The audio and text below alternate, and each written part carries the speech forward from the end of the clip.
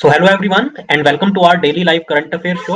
और जैसा आप सभी जानते हैं कि डेली हम मंडे टू फ्राइडे तो आपके साथ डिटेल में इन करंट अफेयर्स को डिस्कस करते हैं और सैटरडे को पूरे हफ्ते के करंट अफेयर्स को क्विज की फॉर्म में यानी एमसीक्यू वाइज भी आपके लिए लेके आते हैं, ताकि आपको देखिए एक आइडिया लगता रहे कि कैसे क्वेश्चंस आपको एग्जाम में देखने को मिलेंगे। चाहे देखिए किसी भी कम्पिटेटिव एग्जाम की प्रिपरेशन कर रहे हो, पर्टिकुलरली अगर मैं बात करूं बैंकिंग एग्जाम्स, जैसे भी एसबीआई पीओ की नोटिफिकेशन ऑलरेडी आउट है, तो आप देखेंगे क्योंकि उसके मेंस के एग्जाम के अंदर आपको काफी सारे क्वेश्चंस जो है वो जनरल अवेयरनेस जो कि सेक्शन आता है उसके अंदर करंट अफेयर के पोर्शन में से देखने को मिलेंगे। तो इसलिए बेटर यही है कि आप डेली अगर 10 से 12 मिनट का टाइम इन्वेस्ट करते हैं और इंपॉर्टेंट कीवर्ड्स को नोट डाउन करते चलते हैं, तो आपको फिर एग्जाम टाइम पे प्रॉब्लम नहीं आएगी। क्योंकि अगर आप अभी भी देखेंगे जो एसबीआई पीओ की नोटिफिकेशन है उसके प्री और मेंस एग्जाम के अंदर कोई ज्यादा आपको दिनों का फर्क नहीं मिलता।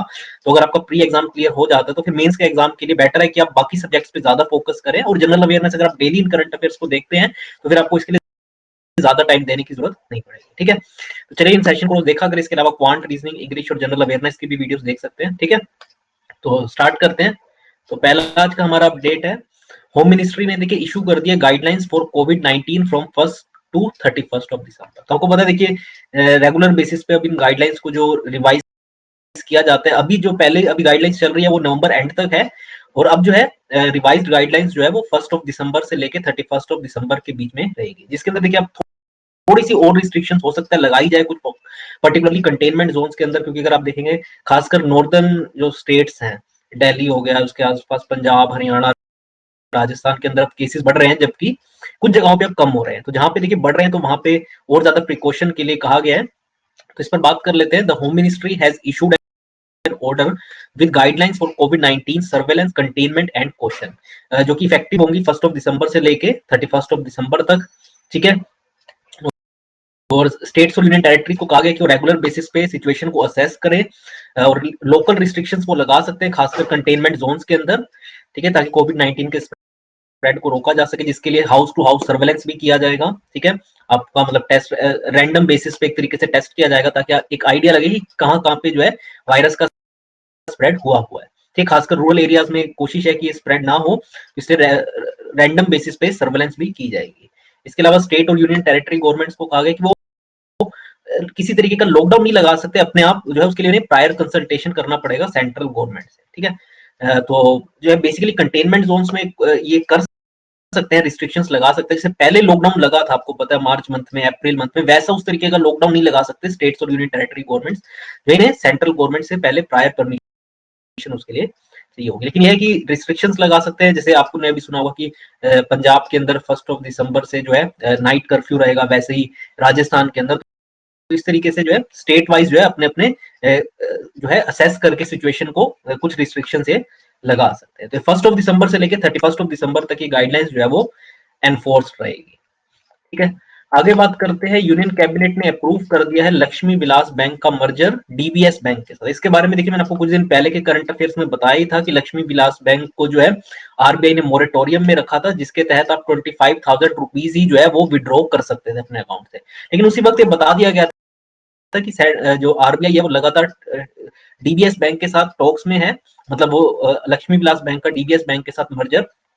और अब जो है फाइनली से यूनियन कैबिनेट, जिसे खुद पीएम मोदी ने चेयर किया था, अप्रूव कर दिया है amalgamation of Lakshmi Vilas bank limited with the wholly owned subsidiary of Singapore based DBS bank in India. जो सिंगापुर का ये डीबीएस बैंक है, ये बेसिकली अपनी प्रेजेंस को बढ़ाने के लिए इसने लक्ष्मी विलास बैंक के साथ ये टाई अप किया है, या बेसिकली एमलगमेशन हुआ है, ताकि डीबीएस बैंक की जो रीच है वो बढ़ जाए। क्योंकि देखिए ये बाहर का बैंक है, आपको पता है फॉरेन बैंक, और इनकी इतनी प्रेजेंस अभी नहीं है जितने भी हमारे फॉरेन बैंक्स है। तो इससे क्या होगा, लक्ष्मी विलास बैंक अगर आप देखेंगे उसकी काफी ज्यादा ब्रांचेस है सदरन, अगर आप स्टेट्स में देखेंगे तो खासकर केरला के अंदर या आसपास चेन्नई, तमिलनाडु वगैरह में। तो बेसिकली अपनी रीच को बढ़ाने के लिए इसने लक्ष्मी विलास बैंक के साथ जो है इसे इसका एमलगमेशन किया गया है। और अनाउंसमेंट जो है खुद यूनियन मिनिस्टर प्रकाश जावड़ेकर ने की, who said that this will that there will be no further restrictions on the depositors regarding withdrawal of their deposits from Lakshmi Vilas bank. तो जो मैं आपको बता रहा था पहले, जो 25,000 रुपीज की लिमिट रखी गई थी कि आप उससे ज्यादा विड्रॉ नहीं कर सकते पर मंथ, अब वो लिमिट नहीं रहेगी क्योंकि अभी मर्जर हो चुका है। ठीक है, और अगर बात करें, रिजर्व बैंक ऑफ इंडिया ने पहले इस ड्राफ्ट स्कीम को अनाउंस किया था जब ये मोरेटोरियम में लक्ष्मी विलास बैंक को रखा था 1 महीने के लिए, और जो है ताकि इसका मर्जर हो पाए।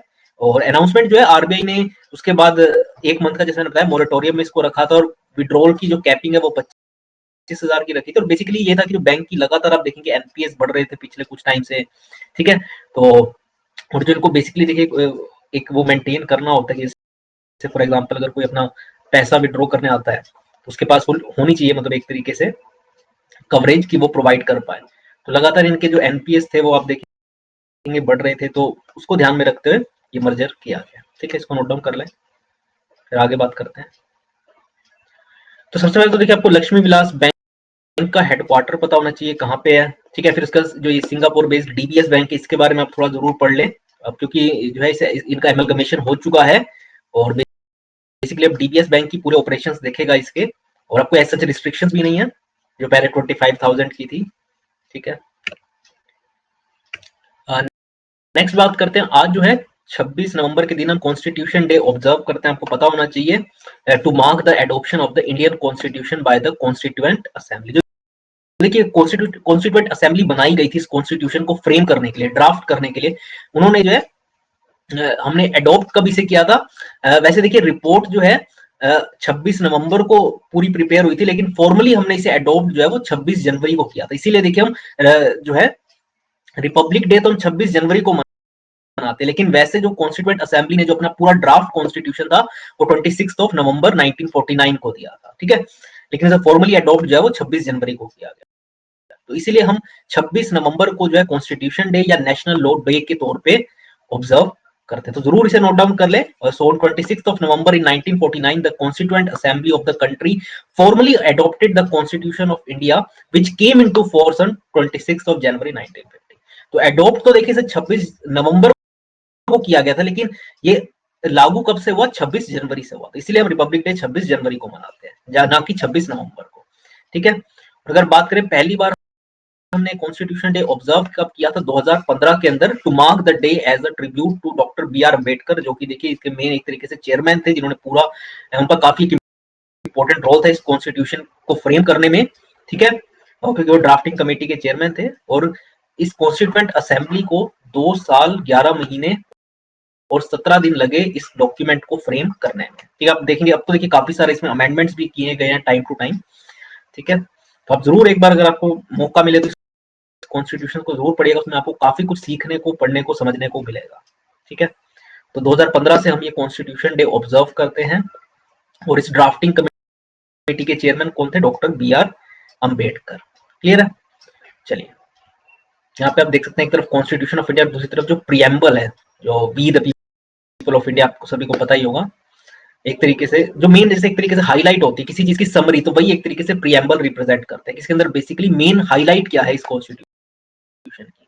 ठीक है, कि हम एक sovereign, socialist, secular, democratic Republic country है। ठीक है, चलिए नेक्स्ट अगर बात करें भारत की तरफ से जो ऑस्कर अभी 93rd अकेडमी अवार्ड या ऑस्कर अवार्ड जिन्हें हम कहते हैं, तो भारत की ऑफिशियल एंट्री इस बार कौन सी फिल्म है, मलयालम की फिल्म है जलीकट्टू। ठीक है, अगर आप देखेंगे ये एक फेस्टिवल भी जो है जलीकट्टू साउथ के अंदर सेलिब्रेट किया जाता है। तो एक फिल्म है मलयालम फिल्म जो कि भारत की तरफ से इस बार ऑफिशियल ऑस्कर एंट्री है, तो इसका एक तो नाम नोट डाउन कर ले।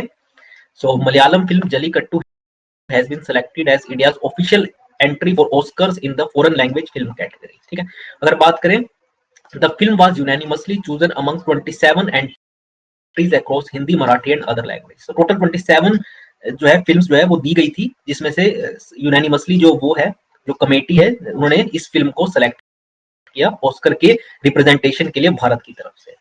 इसे डायरेक्ट किसने किया, लीजो जोस पेलिसरी ने, और ये जो फिल्म है it revolves around a bull that escapes from a slaughterhouse in a hilly remote village on the eve of its scheduled slaughter and an entire tribe of men coming together to stop the bull। यानी एक slaughter house जहाँ पे आपको पता है तो उसको उस दिन स्लॉट करना था, लेकिन वो वहां से फिर मतलब बुल भाग गई, उस पर जो बेस्ड है ये फिल्म है। आप जरूर देखें अगर इसका अगर आपको वो मिल जाता है हिंदी के अंदर, जो भी आपको लैंग्वेज आती है उसके अंदर डबिंग वगैरह। इसके अलावा अगर बात करें 93rd अकेडमी अवार्ड्स जो है वो स्ट्रीम कब होंगे, आपको पता है पहले तो देखिए ये जो है वैसे होते थे फेस टू फेस, मतलब सभी लोग एक हॉल के अंदर होते थे, लेकिन इस बार आपको पता है हर चीज वर्चुअली हो रही है। तो ये 25 अप्रैल 2021 को ये स्ट्रीम होंगे। और जो है फिल्म की अगर बात करें, जो डायरेक्टर है उन्हें पहले भी जो है बेस्ट डायरेक्टर ट्रॉफी मिली हुई है at the 50th international film festival of India in 2019। ठीक है, मेन चीज जो है मलयालम फिल्म है ये जल्लीकट्टू, जो भारत की तरफ से ऑफिशियल एंट्री रहेगी ऑस्कर की तरफ से, और उम्मीद करेंगे कि इंडिया को जरूर इस बार ऑस्कर मिले अवार्ड इस फिल्म में ठीक है। और टोटल वैसे 27 फिल्म्स की थी, मतलब जिसमें से इस फिल्म को चूज किया गया। ओवरऑल 27 फिल्म थी हिंदी, मराठी और बाकी लैंग्वेजेस में, लेकिन सिलेक्ट किसे किया गया, जल्लीकट्टू मूवी को। मैंने आपको बताया इसका बेसिकली क्या प्लॉट है कि क्या फिल्म किस पर बेस्ड है, ठीक है। और 25 अप्रैल को ये रिजल्ट्स जो है इसके अनाउंस किए जाएंगे। अब यहाँ पे इसका पोस्टर भी देख सकते हैं। नेक्स्ट बात करते हैं फुटबॉल के लेजेंड डियोगो माराडोना। अगर आप देखिए फुटबॉल के, अगर आपको नॉलेज हो तो देखिए बहुत बड़े लेजेंड थे फुटबॉल के, इनका नाम जरूर आप नोट डाउन कर लें, इस पर क्वेश्चन आ सकता है। उनकी अनफॉर्चुनेटली कल डेथ हो गई एट 60 ईयर्स उनकी एज थी ड्यू टू कार्डियक अरेस्ट। उनका नाम क्या, डीगो माराडोना। ये अर्जेंटीना के प्लेयर थे, ठीक है। So football legend from Argentina Diego Maradona passed away on November 25 यानी कल after suffering a heart attack. और उनकी एज जैसे मैंने बताया 60 ईयर्स थी। और star footballer had begun his professional career at the age of 16 with Argentinos Juniors and later he went on to become one of the greatest player ever to play football. तो Argentina team को represent करते थे। इसके अलावा जो जैसे India में आपको पता है आईपीएल होता है या बाकी की जो लीग्स होती है, वैसी Boca Juniors, Napoli, Barcelona, naval old boys team को भी इन्होंने रिप्रेजेंट किया है। और उसके बाद जो है, और ये माना जाता है कि जो अर्जेंटीना जो दूसरा वर्ल्ड कप टाइटल जीता था फीफा का 1986 में, उनका इनका काफी इंपॉर्टेंट रोल था उस टीम के अंदर, डिएगो माराडोना का। और उसके बाद फिर मैनेजर भी बने जब इन्होंने रिटायरमेंट ले ली उसके बाद, और इन्होंने अर्जेंटीना की नेशनल टीम को भी कोचिंग प्रोवाइड की हुई है, ठीक है। तो इनका काफी अच्छा बड़ा करियर रहा है फुटबॉल के अंदर, और लेजेंड माने जाते थे। आप यहाँ पे उनका देख सकते हैं विजुअल्स, इनके हाथ में जो फीफा की ट्रॉफी है वो के हाथ में आपको दिखाई दे रही होगी। और अनफॉर्चुनेटली कल इनकी 60 इयर्स की एज में कार्डियक अरेस्ट की वजह से डेथ हो गई। तो इनका नाम है डिएगो माराडोना, क्लियर है। और इनका काफी इंपॉर्टेंट रोल था, जो वर्ल्ड कप टाइटल ये जीते थे 1986 के अंदर उस टीम में, ठीक है। चलिए इससे पहले एक बार देख लेते हैं जो पहले के हमने अपडेट्स देखे। मलयालम फिल्म मैंने आपको बताया जल्लीकट्टू, जो इस बार भारत की तरफ से ऑफिशियल एंट्री है ऑस्कर के लिए, और उम्मीद करेंगे कि जरूर ये इस बार अवार्ड जीते। और ये पर स्ट्रीम कब होंगे अवार्ड्स, अगले साल 2021 में 25 अप्रैल को इस बार वर्चुअली होंगे। जैसे आपको पता है सारे इवेंट्स जैसे हो रहे हैं वैसे ही। फिर देन हमने बात की कॉन्स्टिट्यूशन डे की, तो बहुत इंपॉर्टेंट है। आपको पता है 26 नवंबर को इसे अडॉप्ट किया गया था, लेकिन ये लागू कब किया गया, 26 जनवरी से, लेकिन इसे अडॉप्ट किया गया था 26 नवंबर को। और उसमें बी आर अम्बेडकर का क्या रोल था मैंने आपको बताया। इसके अलावा कैबिनेट ने जो अप्रूव किया है मर्जर लक्ष्मी विलास बैंक का डीबीएस बैंक के साथ, और इसके बाद जो रिस्ट्रिक्शंस थी, जो मोरेटोरियम में रखा गया था, वो बेसिकली रिस्ट्रिक्शंस अब हटा दी जाएंगी। 25,000 रुपीज की जो रिस्ट्रिक्शन थी, ठीक है। और आखिरी में हमने बात की जो गाइडलाइंस इशू की है होम मिनिस्ट्री ने 1 दिसंबर से लेकर 31 दिसंबर तक जो रहेंगी, जिसमें आप देखेंगे धीरे धीरे अगर केसेस बढ़ते हैं तो नाइट कर्फ्यू हो सकता है लगाया जाए, और ज्यादा रिस्ट्रिक्शन, मास्क, सोशल डिस्टेंसिंग को लेके, ठीक है। तो ये सब चीजें आप ध्यान में रखिएगा। और ये थे आज के हमारे इंपॉर्टेंट अपडेट्स। अगर आपको कोई डाउट है तो जरूर पूछिएगा, अदरवाइज जो है आज की इस वीडियो में इतना ही फ्रेंड्स, थैंक्स अ लॉट।